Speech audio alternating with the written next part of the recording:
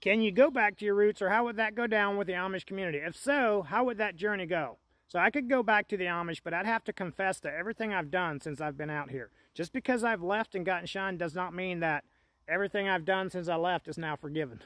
That's why I say I'm still Amish. Because if I go back, everything that I have done is still going to have to be accounted for.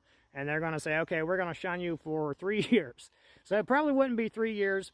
But I would definitely have to go through a proving stage, probably of over a year, I would guess, to where I'd have to live according to the rules, and everybody would be watching me, making sure I'm following those rules, and I don't slip up. Now, the longest I've ever seen was about eight years since somebody left and came back. I'm getting close to 20. So for 8 years, it was almost a year. It was like 9 months to a year that he had to be shunned after he came back, and then he was accepted back into the church. You know, for 3 years, my cousin left for 3 years and went back. It was about 6 months. But I did meet an Amish preacher at a garage sale a couple years ago.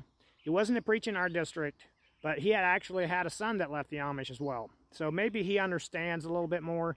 He didn't ask me to come back, but he said, hey, if you ever decide to come back, you can come have a job at my sawmill. I will make sure, you know, that you have a job if you ever decide to come back to the Amish.